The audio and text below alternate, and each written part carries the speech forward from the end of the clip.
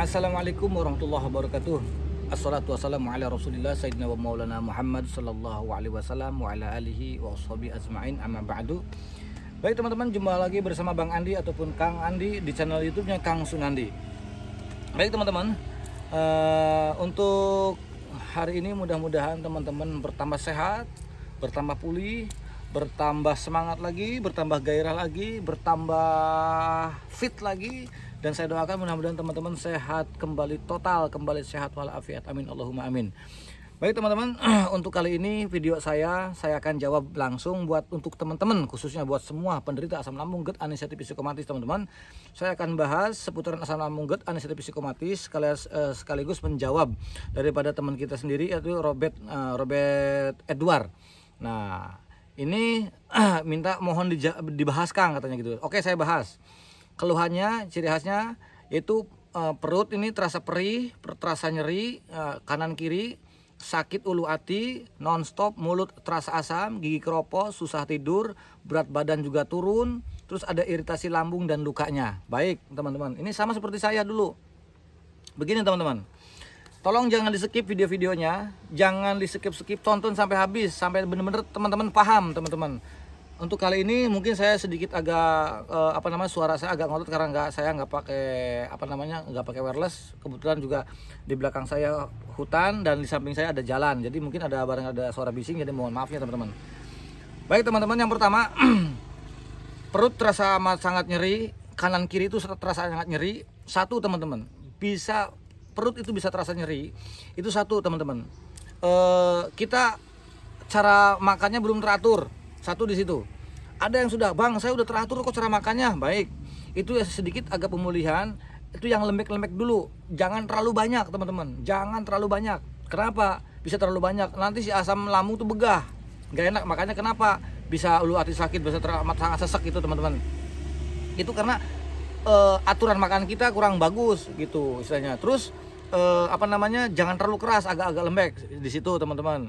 Itu yang dikatakan perut terasa sakit teman-teman. Jadi untuk menghindari rasa sakit tersebut ya, bisa terjadi karena kram, karena kurangnya gerak tubuh kita. Makanya saya bilang anjurkan olahraga, tetap olahraga itu solusi paling utama, itu olahraga itu teman-teman. Nah selain itu teman-teman, sakit ulu hati yang jelas yang namanya udah dari perutnya sakit teman-teman, otomatis yang namanya perut sakit ya, kita timbul cemas, akhirnya gas lambung akan naik ke ulu hati akan terus sakit. Sekali lagi teman-teman, ini walaupun sakitnya begini, ini bukan merupakan sesuatu yang bahaya, bukan. Saya rasakan dulu begitu teman-teman. Jadi teman-teman nggak usah panik, nggak usah cemas, nggak usah khawatir, biasa aja. Hanya pola makannya diatur terus. Mengatur cara pola makan itu bukan hanya mengatur pola makannya saja, tapi jenis makanannya pun juga teman-teman harus diatur. Apa jenis makanannya, yang jangan sampai makanan yang kita makan itu menimbulkan zat asam berlebih. Nah itu jangan teman-teman. Jadi untuk pemulih ya, kalau sudah dikatakan cuman anestesi saja nggak masalah gitu teman-teman. Nah ulu hati itu solusinya banyakin air hangat. Jangan bosen teman-teman. Jangan, Kang saya masih sakit saja. Jangan hari ini, dirasakan itu 2 minggu ya, 1 minggu itu nanti kerasanya nggak dari sekarang. Jadi yang punya penderita asam lambung, GERD, anestesi psikomatis, sembuhnya itu nggak seperti kayak sakit gigi diobatin obat sesuatu yang diadakan nahan nyeri selesai. Enggak. Penyakit asam lambung, GERD, anestesi psikomatis itu ya, itu bertahap, kayak sedikit demi sedikit tapi ada perubahannya. Jadi jangan nyerah. Kuncinya semangat teman-teman. Itu kenapa ulu hati bisa sakit. Nah terus juga ini beliau 2 tahun nih. Nah selain dia ulu hatinya nonstop tidak terus, mulut itu terasa asam, wajar teman-teman. Nih, mulut asam itu berdasarkan itu asam lambung, cairan lambung yang berlebih gitu kan. Itu gastro, makanya GERD itu singkatan dari gastro, reflux. Setelah dia naik, ada yang ke kerongkongan, ada yang ke pinggang, bahkan ada yang kentut, ada yang sendawa, dan ada yang mulut terasa asam. Kalau gigi keropos memang dari situ, dari mulut asam. Karena sifatnya asam lambung itu teman-teman, itu untuk tugasnya untuk menghancurkan makanan. Kalau makanan sudah hancur, itu si makanan turun ke bawah. Jadilah kotoran ke usus itu. Jadilah kotoran tersebut jadi sesuatu dikatakan kotoran kita. Digiling tuh oleh asam lambung, karena asam lambung itu sifatnya penghancur. Ketika reflux naik ke atas ke gigi, ya wajar kalau giginya keropos. Jangan dicemasin hal-hal seperti itu. jangan bikin mental ini jadi nambah down. Jangan, itu bukan, gak masalah. Saya juga sama, saya keropos ya, pernah naik ya, pasti ada menimbulkan gigi keropos gitu teman-teman ya, biar teman-teman paham. Mulut asam pasti gigi keropos. Nah, susah tidur dari mana? Susah tidurnya itu teman-teman itu dari stres kita. Susah tidurnya itu dari stres kita, dari pola pikir kita yang berlebih teman-teman. Jadi pikiran kita berlebih nih, takut kematian, takut penyakit berat, karena ini gak kunjung sembuh, apalagi sudah tahunan, yang bulan aja cemas, yang bulan aja panik. Rata-rata orang penderita asam lambung, GERD, anxiety psikomatis, rata-rata nggak bisa tidur. Kenapa? Karena gelisah, memikirkan dua hal yang dipikirin. Yang pertama takut kematian, yang kedua takut penyakit berat. Itu saja, itu yang bikin gelisah. Makanya orang mau sembuh tapi diem aja, tidak mau berusaha, tidak mau kayak sumpama olahraga pagi, dijaga pennya, jangan bosan-bosan. Seperti itu, dibandingkan sakit 2 tahun, kita umur udah sekian, sehatnya aja kita lupa, kan begitu. Nah sekarang itu wayahna, jadi bahasannya wayahe lah, wayahe apa ya, jadi sudah waktunya kita belajar dari pertama, dari awal lagi. Jadi memang asam lambung itu, yang penderita asam lambung GERD, anxiety psikomatis itu, untuk selain menjaga lambungnya juga, melatih mentalnya juga, mengalihkan pikiran kita juga, untuk mengembalikan disordernya sesuatu yang positif. Jangan dicemasin, jangan ditakutin teman-teman. Jadi nggak usah takut, nggak usah cemas. Nah terus susah tidur, terus BB-nya, berat badannya turun. Berat badan turun itu karena kita terlalu banyak mantang makanan teman-teman. Walaupun maaf teman-teman, saya memantang makanan, yang dimakannya itu makanan-makanan bergizi teman-teman. Contoh kayak makan makanan kayak gurame, itu bagus buat lambung. Ya, selain gurame nggak mau, selain ini nggak mau. Pokoknya yang bergizi, yang dikatakan zatnya bagus. Terus ada makanan-makanan lain nggak mau, terbuat takut. Tapi pikirannya masih angger, pikirannya masih tetap punya anxiety yang berlebih. Pikirannya selalu pikiran-pikiran buruk tentang penyakit yang berat teman-teman. Kerja pikiran kita itu teman-teman, walaupun kita nggak ngapa-ngapain teman-temannya, kalau pikiran kita jadi beban, pikiran kita berat teman-teman. Kalau udah pikiran berat itu mengkuras tenaga kita yang jauh lebih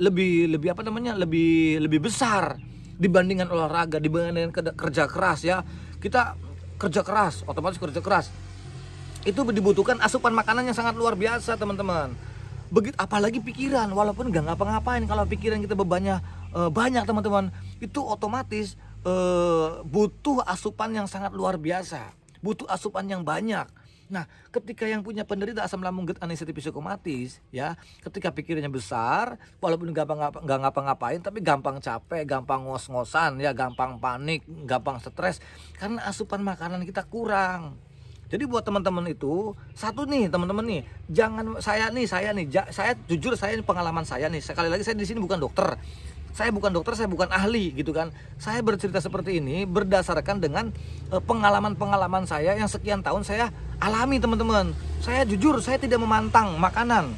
Sakitnya pun saya masih ngerokok, dan sampai sekarang saya masih ngerokok teman-teman. Ya mohon maaf gitu. Kenapa? Karena kita tuh lemah tuh di psikisnya, di mentalnya. Segala sesuatu sudah dikhawatirkan dulu, sudah ditakutin terlebih dahulu. Jangan teman-teman. Pikiran kita semakin down, pikiran kita semakin cemas, semakin khawatir, itu otomatis lambung kita kerjanya lebih keras. Akhirnya banyak timbul sensasi. Jangan, udah cuekin aja, apa-apa cuek. Jangan jangan terfokus dengan sensasi dan sebagainya. Nah terus juga ada iritasi lambung dan luka. Iritasi lambung dan luka itu teman-teman ya, hindari cuma 3. Dihindari nih yang punya iritasi. Yang pertama saya karena terkena iritasi dan luka lambung teman-teman, yang saya hindari 3 ya, bahkan bisa 4. Yang pertama, saya makanan pedas saya tidak, ini awal-awal. Nah, untuk untuk menyetabilkan lambung yang punya luka khususnya, saya tidak makan pedas, saya tidak makan yang berminyak, saya tidak makan asam, saya tidak makan yang bersoda ataupun kafein 5. Itu patokan, hindari teman-teman. Dan penyakit lambung yang sudah luka ataupun yang punya iritasi ya, nggak boleh terlalu stres. Makanya cuek. Untuk mengalahkan yang pertama itu stresnya dulu hilangin gitu, jangan ditakutin, hilangin, kita lawan. Jadi kalau teman-teman masih merasakan seperti ini sekian tahun, 1 tahun 2 tahun masih belum ada perubahan, bukan nggak ada perubahan. Pertanyakan sama diri sendirinya, sudah metode-metodenya sudah dijalankan enggak? Kalau metodenya belum dijalankan, ya jangan komentar yang seperti itu. Jalankan metode-metodenya, teman-teman. Gitu. Wong saya aja dikatakan udah luka, bahkan akut. Saya akut. Terus saya waktu itu akut, saya tetap masih ngopi pada waktu itu, teman-teman. Karena ya udah kebiasaan, terus iritasi dari lambung ke kerongkongan, saya iritasi, saya cuek.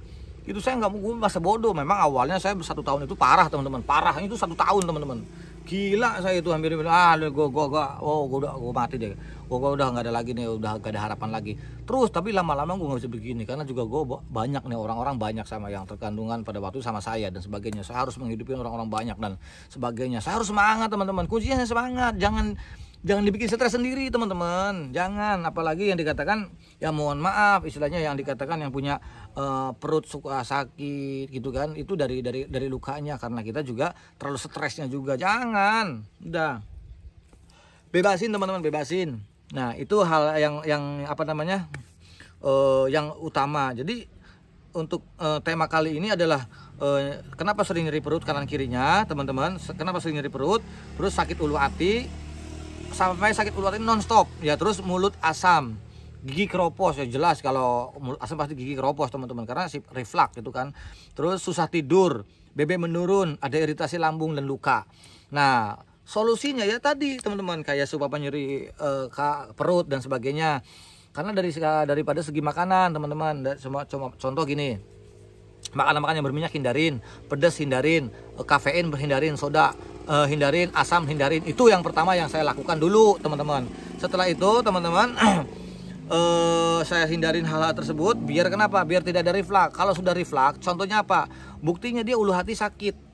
Nah, ada yang mengalami ulu hati sakit itu karena terjadinya reflux, teman-teman. Otomatis orang bilang reflux itu apa ya? Asam lambungnya naik, teman-teman. Nah, otomatis mungkin nggak langsung ke mulut. Nih logika dulu ya, asam lambung naik itu nggak mungkin langsung ke mulut, dia lewat dulu dari katup dulu, katup penutup asam lambung itu naik ke kerongkongan, dari ke kerongkongan dia ke saraf ini nih, gusi, makanya dia mulutnya terasa asam.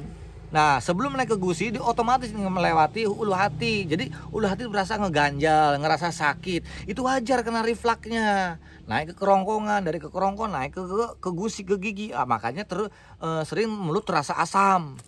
Nah, karena sering mulut terasa asam terus lama-lama di situ, akhirnya gigi keropos. Wajar. Kenapa gigi bisa keropos? Karena dari asam lambung. Karena sifatnya asam lambung itu untuk menghancurkan makanan. Sekeras apapun tuh makanan pasti hancur. Nah, kalau sudah hancur, turunlah ke usus. Nah, kalau udah turun ke usus, ya turun ke kotoran. Itulah kotoran kita. Begitu, teman-teman, kerjanya. Ya, saya di sini bukan dokter, saya di sini bukan ahli, tapi saya berdasarkan dengan pengalaman saya. Jadi wajar kalau gigi keropos. Jangan khawatir, jangan cemas, jangan. Jadi gitu. Terus juga susah tidur. Dari susah tidur itu karena kita terlalu dominan banyak pikiran, teman-teman. Cemasnya masih ada, stresnya juga iya.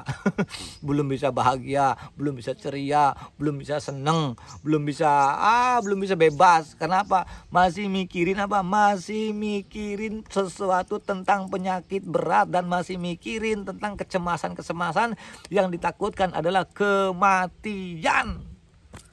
Itu saja, gitu aja kok repot. Jangan, bebasin. Udah. Ingat, sesuatu kita punya badan yang sembuh kalau kita banyak pikiran. Sesehat apapun itu badan, itu pasti akan sakit. Itulah istilah bilang imun tubuh kita itu melemah. Kenapa? Terlalu banyak pikiran. Makanya yang punya penderita asam lambung, GERD, anxiety psychomotor disorder, teman-teman, bebasin pola pikir kita. Jangan sampai stres. Kalau udah stres dia akan timbul cemas. Kalau sudah cemas dia akan banyak ratusan bahkan ribuan sensasi yang timbul. Walaupun sensasi itu datang tidak akan berbahaya. Tidak berbahaya. Hanya mengganggu organ tubuh saja.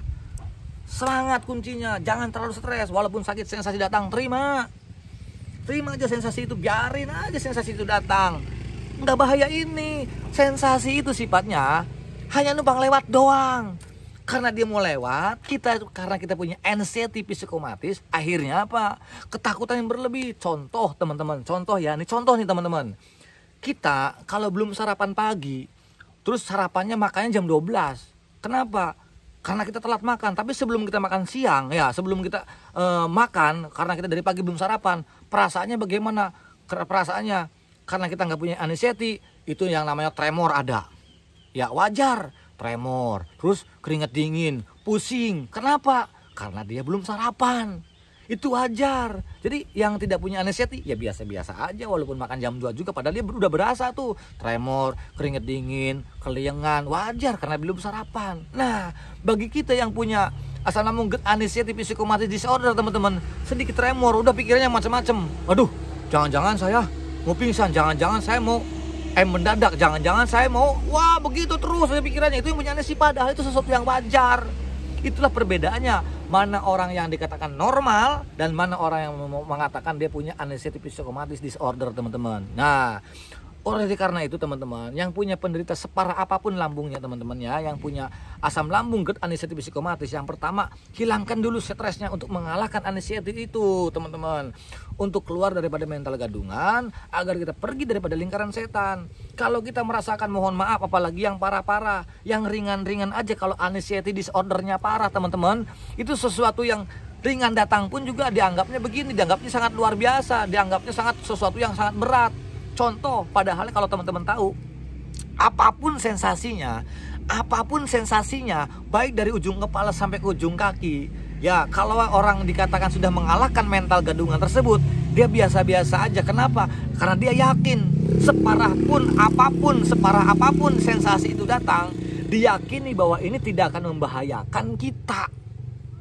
Separah apapun tuh sensasinya datang pada diri kita, yakin apapun bentuk sensasinya tidak akan menjadi bahaya.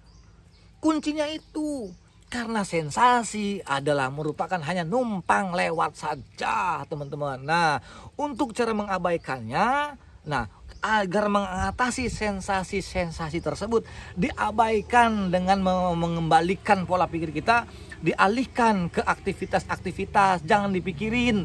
Yang kita pikir itu bagaimana sembuhnya, jalankan metode-metodenya. Jangan ngelamun, mikir kok nggak sembuh-sembuh ya, saya kok beginilah. Sekarang saya udah jaga 3P-nya, pola makannya saya jaga, pola pikirnya saya jaga ya, pola hidupnya saya jaga. Tapi masih banyak keluhan. Saya tanya, olahraganya rutin apa enggak? Itu aja. Padahal yang saya anjurkan itu olahraganya bukan olahraga berat, olahraga ringan, hanya jalan kaki saja, bertahap. Kalau nggak bisa setengah jam, 30 menit, ya udah 15 menit berjalan, bertahap aja teman-teman. Kalau sudah bertahap teman-teman, nah nanti naik lagi 20 menit, naik lagi sampai 30 menit, sampai naik lagi ke 40 menit, sampai naik lagi sampai 1 jam teman-teman.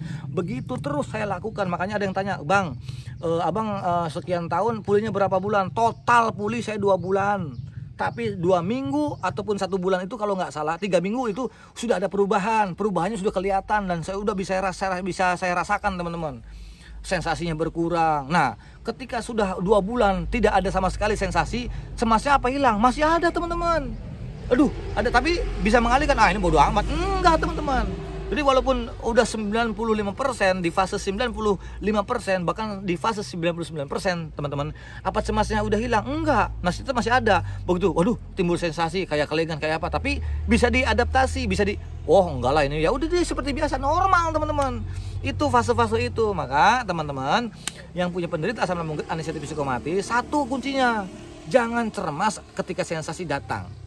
Sakit perut, sakit ulu hati, mulut asam, nggak usah dicemasin. Semakin dicemasin semakin stres, nggak ketemu sebaik apapun tuh obat.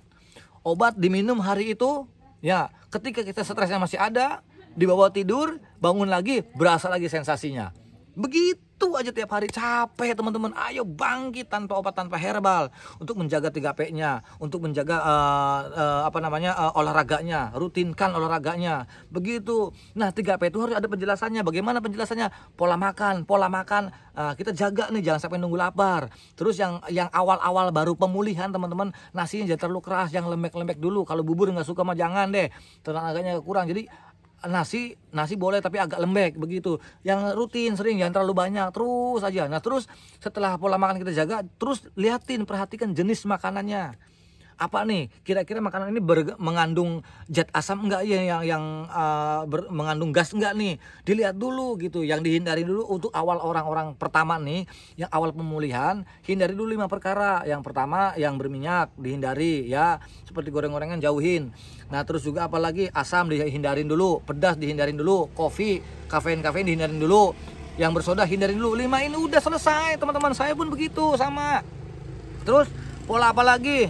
Pola pikir, alihkan pola pikir kita, alihkan. Jangan berpikir tentang penyakit berat, jangan berpikir dikait-kaitkan dengan selalu ada kematian. Ini udah enakan sedikit, ada orang berita meninggal sedikit, ada berita gara-gara meninggalnya gara-gara kena ini, kita takut. Alihkan, bodo amatin, cuekin. Itu mau bahagia enggak? Kalau bukan mau bahagia, jalankan metode-metodenya.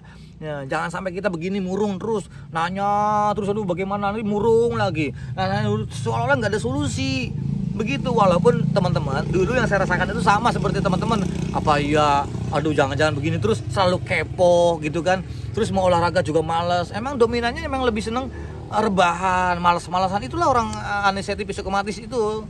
Seperti itu yang punya asam lambung gerd, anxiety psikomatis itu teman-teman. Nah, untuk kali ini dijaga lagi tuh, selain pola makan, pola pikir, pola hidup.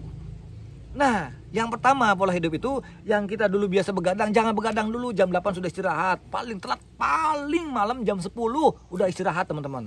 Itu kuncinya. Terus bangun pagi, mandi. Karena orang punya asam lambung gerd, anxiety psikomatis, biasanya rata-rata di sini jarang mandi. Kunci. Kenapa? Kok bisa ngomong kayak gitu? Bisa tahu, saya ngalamin. Saya aja mandi bisa 5 hari sekali. Kenapa? Karena takut dingin nanti masuk angin dan sebagainya. Itu rata-rata seperti itu. Nah, itu yang dikatakan pola hidup. Terus dijaga lagi, rutinkan olahraga pagi gitu, biar ada gerak. Sore sama pagi bagus mana? Bagus pagi. Milih mana? Milih pagi. Seger ya kan. Terus udah istirahat, kita udah sarapan, kita olahraga sedikit demi sedikit. Detoknya keluar tuh. Detok itu keluar dari keringat ya, sampai udah kejemur matahari ya. Terus olahraga, keringat keluar, detok keluar semuanya. Yang punya asam lambung akan normal. Jangankan asam lambung, olahraga pagi itu bisa meringankan dan bahkan bisa mengobati jantung. Terus bisa menolak hipertensi. Banyak ampuh banget lah, Masya Allah, sangat luar biasa. Makanya teman-teman, rutinkan olahraga pagi, buang stresnya, jangan, dijaga pola pikir yang baik. Jadi jangan sesuatu yang sensasi apapun, entah itu gigi keropos, sakit perut kanan kiri, dada udah terasa mengganjal, terus dada panas, kerongkongan, terus keliengan, jangan takut, itu hanya sensasi saja. Itu jangan terlalu dibawa stres teman-teman, tolong jangan dibawa stres. Semakin stres, sensasi itu semakin jadi. Semakin stres, sensasi itu tidak akan pergi. Lupakan sensasi, cuekan, alihkan, kerja aja. Ya buktinya selama 2 tahun gak apa-apa, dia bisa biasa-biasa aja, masih hidup aja kan begitu. Berarti masih bisa diatasi dengan cara sendiri. Jalankan metode-metodenya, jalan pagi rutin tiap hari teman-teman. Ya, olahraga ringan, pola makan dijaga, pola pikir dijaga, pola hidup dijaga. Selesai, insya Allah teman-teman.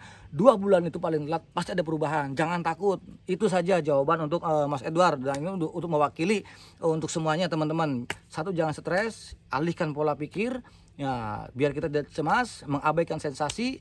Ayo mulai dengan hidup sehat. Insya Allah teman-teman, saya doakan mudah-mudahan kembali sehat lagi, sehat walafiat. Mudah-mudahan video-video saya itu bisa menjadi manfaat dan jalan wasilah agar teman-teman semakin sembuh dan bertambah semangat lagi, apalagi sampai sehat total. Amin Allahumma amin. Ya paling tidaknya adanya video saya itu bisa menemani teman-teman yang sedang merasakan gundah gulana, gundah gulana di rumah.